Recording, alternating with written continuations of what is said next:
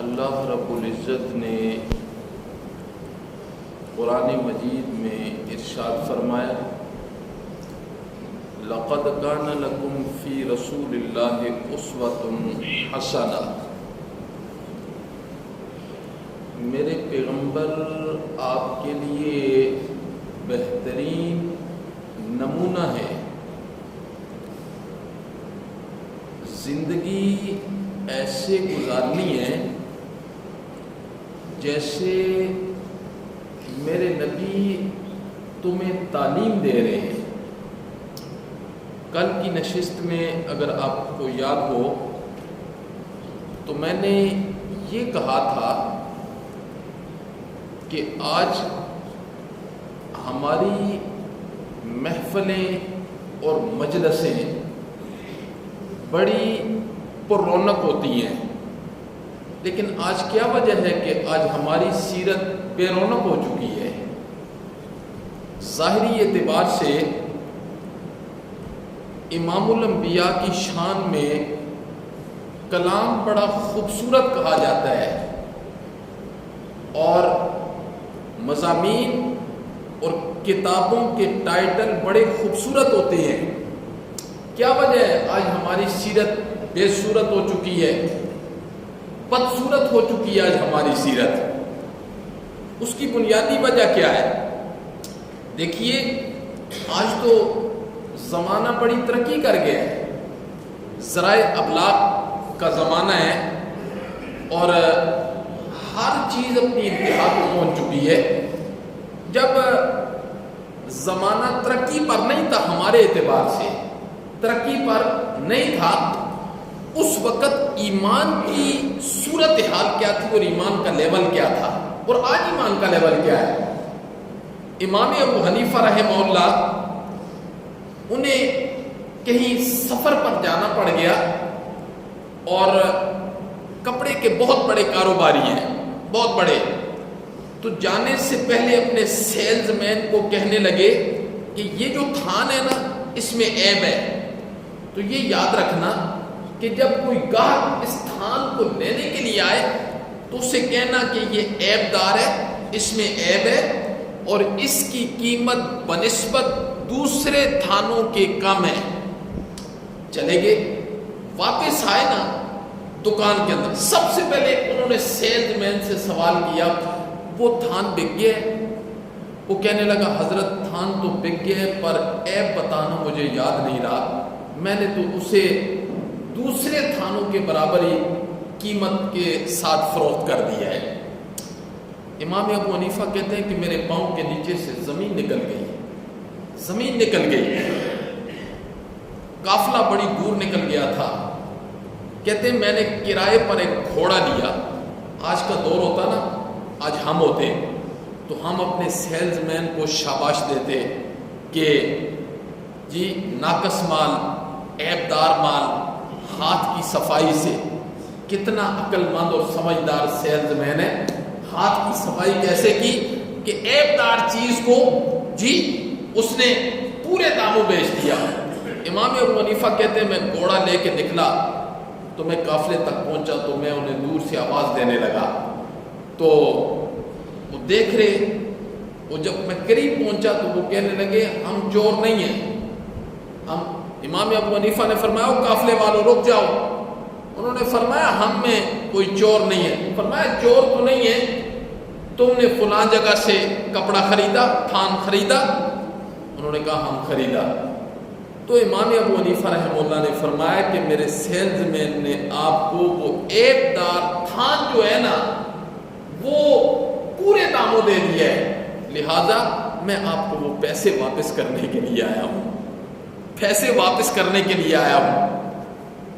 یہ ایمان کدھر چلا گیا؟ یہ سیرت کدھر چلی گئی؟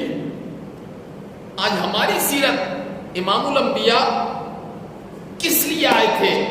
ساری خلقت کو یکجائی کرنے کے لیے آئے تھے کہ سارے ایک جگہ ہو جائیں، ہم ہر جائیے، ہم ہر جائیے۔ امام الانبیاء یکجا کرنے کے لیے آئے تھے، ہم ہر جائیے۔ امام الانبیاء نے تو سب سے پہلے توحید کا درس دیا تھا، آج اس کا بیج ہی ہمارے معاشرے سے ختم ہو گیا ہے۔ توحید کی بات ہی کوئی نہیں کرتا، جو سارے اعمال کی بنیاد ہے اس کی بات ہی کوئی نہیں کرتا۔ امام الانبیاء ہمیں کیا تعلیم دے رہے ہیں؟ امام الانبیاء نے فرمایا ملاوٹ نہیں کرنی ہے۔ من غش فلیس منا، جس نے ملاوٹ کی وہ ہم میں سے نہیں ہے۔ جلسے پر رونق ہو رہے ہیں اور مال میں ملاوٹ ہو رہی ہے۔ لا ایمان لمن لا عہد لہ، امام الانبیاء نے فرمایا جس نے وعدے کی خلاف ورزی کی ہے اس کا ایمان ہی نہیں ہے۔ جلسہ پر رونق ہو رہا ہے جی، جلسہ پر رونق ہے اور سیرت بے رونق ہے، یہ کیا بات ہے؟ امام الانبیاء نے فرمایا جھوٹ نہیں بولنا، تھوک کے حساب سے جھوٹ بولتے ہیں۔ امام الانبیاء نے فرمایا جھوٹی گواہی نہیں دینا، جاؤ عدالتوں کے باہر تھوک کے حساب سے پیسے دو اور جھوٹے گواہ بنا لو۔ امام الانبیاء نے فرمایا زنا نہیں کرنا۔ اب زنا کو کتنا فروغ دیا جا رہا ہے، کتنا فروغ دیا جا رہا ہے زنا کو، کوئی کسر باقی رہ گئی ہے؟ کس قدر زنا ہو رہا ہے آج۔ امام الانبیاء نے فرمایا شراب نہیں پینی ہے، سارے کام ہو رہے ہیں۔ تو اصل وجہ کیا ہے؟ ہمارے بے سیرت ہونے کی، ہمارے بدصورت ہونے کی اصل وجہ کیا ہے؟ اور ان لوگوں کی جو ایک بات تھی اور خوبصورت بات تھی اور وہ اپنی بات پر قائم تھی، اس کی وجہ کیا ہے؟ میں یہ سمجھتا ہوں کہ وہ جو کہتے تھے وہ کرتے تھے، وہ لوگ جو کہتے تھے اس سے زیادہ کرتے تھے، کہتے کم تھے کرتے زیادہ تھے۔ ہم جو کہتے ہیں، ہمارا قول، ہمارا فعل، ہماری گفتار، ہمارا کردار، ہمارا پڑوسیوں کے ساتھ سلوک، ہمارا یتیموں کے ساتھ سلوک، ہمارے اخلاقیات، یہ کدھر گئے؟ بد اخلاق ہم ہیں، یتیموں کے ساتھ ظلم ہم کرتے ہیں، پڑوسیوں کے ساتھ بد اخلاقی ہم کرتے ہیں، بد نظری ہم کرتے ہیں جی، یہ سارے کام ہم کرتے ہیں۔ اور سیرت کے دعوے کس چیز کے ہیں؟ سیرت کے دعوے تو اصل سیرت یہ ہوتی ہے، جس بندے نے جھوٹ نہیں بولا اس نے نبی پاک کی سیرت کو اختیار کیا، جس بندے نے پڑوسیوں پر احسان کیا جی اس نے نبی پاک کی سیرت پر یہ عمل کیا، اور جس بندے نے اپنے آپ کو زنا سے بچا لیا، شراب سے بچا لیا، رشوت سے بچا لیا، سود سے بچا لیا جی، یہ لمبی لمبی عبادتیں کرنے کا کیا فائدہ ہے؟ ایک بندہ ساری رات عبادت کرتا ہے، تسبیحاں پڑھتا ہے، نفل پڑھتا ہے، اس عبادت کا کیا فائدہ ہے کہ جھوٹ بھی بولتا ہے؟ کم از کم عبادت کم کر دے، فرض پورے کرے، نفل نہ پڑھے، ادھر سے جھوٹ بولنا چھوڑ دے۔ عبادت کم کر دے، تسبیحاں کم پڑھے، ملاوٹ کرنا چھوڑ دے۔ عبادت کم کر دے، فرض پورے کرے، فرائض، لیکن کم از کم اپنی زبان کو تو درست کرے نا۔ کم از کم وہ جب گفتگو کرے تو جس سے گفتگو کر رہا ہو اس کا دل ٹھر جائے کہ میں کسی انسان سے گفتگو کر رہا ہوں اور میرے سامنے کوئی انسان کھڑا ہے، کوئی مسلمان کھڑا ہے، ہم گفتگو کر رہے ہوتے ہیں جی، ہم گفتگو کر رہے ہوتے ہیں، اگلا بندہ دل میں سوچ رہا ہے یہ تو جانوروں سے بھی پرلے درجے کا انسان ہے جی، کیسی گفتگو کر رہا ہے میرے ساتھ، مجھے انسان نہیں سمجھ رہا کیا؟ جیسے میں انسان ہوں اس طریقے کا انسان یہ نہیں ہے۔ تو یہ اصل سیرت جی، لقد کان لکم فی رسول اللہ اسوۃ حسنہ، یہ مطلب ہے نا میرے بھائی سیرت کا جی۔ 3 میل لمبے جلوس ہیں لیکن نبی پاک نے فرمایا نماز پڑھو، نماز کا پتہ ہی نہیں، نماز کا پتہ ہی نہیں ہے، تو یہ کیا سیرت ہے؟ تو اصل کہنے کا مطلب یہ ہے کہ یہ چیزیں اختیار کرنی ہیں، ان چیزوں کے اختیار کرنے سے معاشرہ پر رونق ہوگا، معاشرے کے اندر سکون آئے گا۔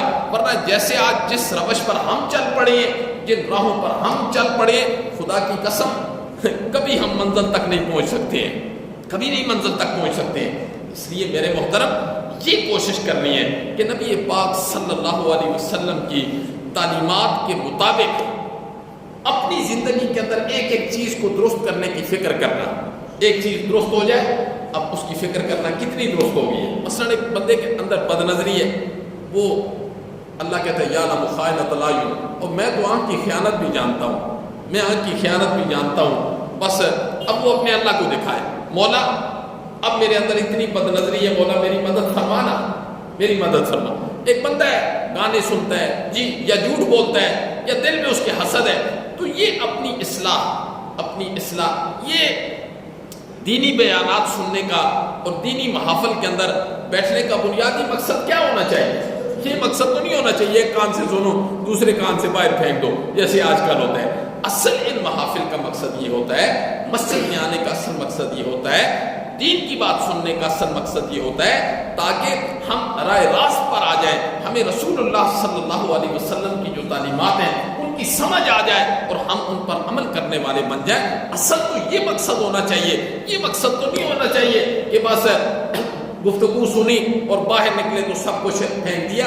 نہیں میرے محترم, مسجد میں جب بیٹھ کر گفتگو سنی جائے, اللہ رب العزت سے مانگا بھی جائے اور اس کو گفتگو کو اپنے دل و دماغ میں جگہ بھی دی جائے, اور پھر اللہ سے ایک دفعہ مانگ کے یا اللہ ہمیں عمل کرنے کی توفیق نصیب فرما. انشاءاللہ اللہ ایک ایک چیز کو درست کرنے کی توفیق نصیب فرمائیں گے. اللہ عمل کی توفیق نصیب فرمائے. اللہم انت السلام و منک السلام تبارک یا ذا الجلال والاکرام.